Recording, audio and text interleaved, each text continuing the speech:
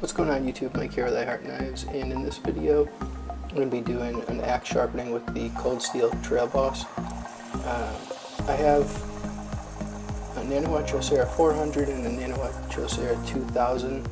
They're sort of like pocket stones, but they're the 2-inch cutoffs. When guys make edge pro stones, you have a 6-inch edge pro stone, and then you have a 2-inch cutoff at the end that you can't really use for anything. And I noticed that for axe sharpening they sell pucks, but they're not really high quality. They're just like cheap silicon carbide landscape pucks and stuff, and they do the job. But I saw these for sale, and for like 18-20 bucks a piece, which is about the same as you'd pay for like a landscape puck, you can get a high quality Japanese water stone.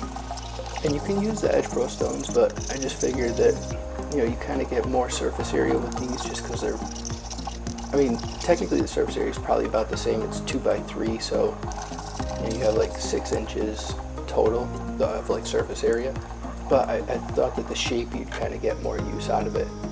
I just chamfered the corners and kind of rounded them a little bit. Just, I didn't want to make like a full-on puck and make like a, you know, a convex face for sharpening. I'm not talking on the axe, I'm talking about actually shaping the stone.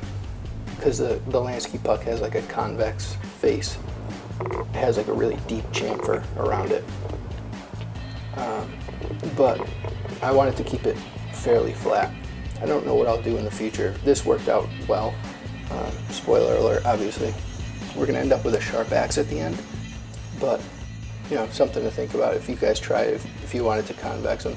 Like, I know the Dobo razor, when they sharpen them, they use a convex stone so that the middle of it doesn't, you know, dish out as easily. So like, you're always, if the middle of the stone is the highest, you're always going to contact the edge when you sharpen the razor. You're not going to have like a dish that you would if you kept your stones flat. So again, something to think about. The 400, I would say, is going to dish a little bit, but with one sharpening, it's not going to be, you know, enough that you really notice. The 2000, I'd say you have probably 5 sharpenings or so before you have to worry about it, you know, getting like like big indentations in it. The 400, I'd say probably 2 sharpenings. You're gonna have it dish a little bit. Like, I was able to see a little bit of a belly in it, but there's enough stone that you don't really have to worry about that. So obviously I do what I normally do with a knife. You draw the Sharpie on and you just take the Sharpie off. And I kind of worked in a convex sharpening motion. Not like a real sloppy convex, but I did, you know, kind of move in a convex motion toward the edge, because I do want a convex edge at the end. And when I strop, I'm going to do a loose stropping, sort of like you would with a barber strop, to create a convex edge. The convex edge, I find, holds up nicely for axes. This is the second edge that I'll put on this axe. I put one more on. So I filed the first one in and put a convex edge in. I got a fairly deep chip in it the first time that I used it. And I put in another edge. So actually, this is the third. I put in another edge with a silicon carbide puck. Then I found these stones. Well, I mean, I found them earlier, but you know, I remembered that you could get these stones, and it kind of hit me to go for it. So instead of keeping the second edge that I did, I wanted to try out these stones and put a new edge on. But I'm putting a little bit more of a convex on it this time than I did the other times, just because I did get a chip. But I think that the chip had more to do with the initial edge and the heat treat. I think that they heat treat this steel fairly high for an axe. I want to say they use think it's 1055 steel on this axe.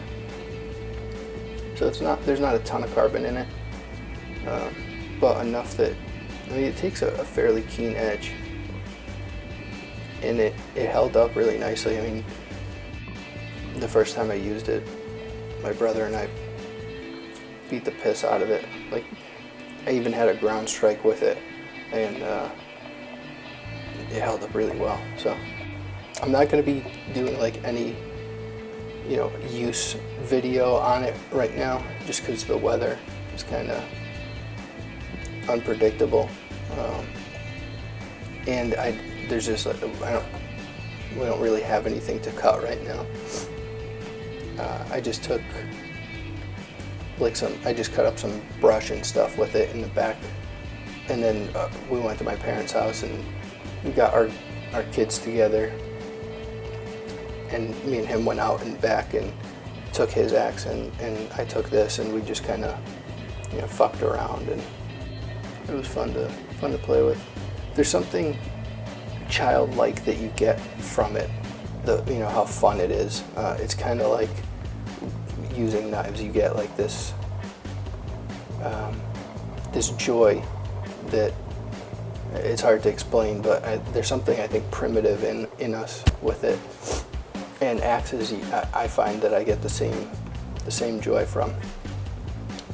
So I used a piece of kangaroo because you can really pull. It's a good high tension leather, so you can really pull on it, and it's not gonna roll the edge as easily as you would with like cowhide.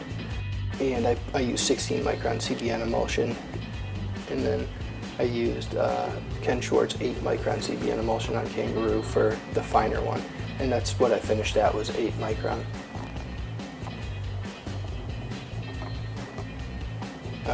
And you see me kind of like take my thumb and move back and forth with it. I was just polishing behind the edge. I didn't actually do that with the edge, because that would definitely convex it to the point that you probably have like edge rollover. But it ended up turning out pretty nice. The kangaroo did a nice job stropping it. It took a couple times to get the burr to come off.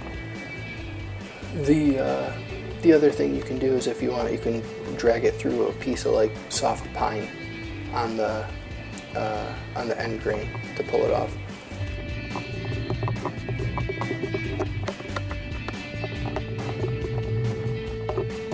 And this is just a piece of magazine paper, and it cut through really, really nicely. Sorry for the unsightly background. Those are the diapers in a diaper bag that had to get brought out with the garbage at night, but didn't have a chance to do it until the night, just because I'm watching the baby while I'm doing the sharpening. So, alright guys, I hope you enjoyed. Please leave a comment, subscribe if you haven't. If you're new to the channel, welcome. Hit the bell notification so you get notified when I post videos. And thank you all for watching the video, and I'll see you guys on the next one. Later.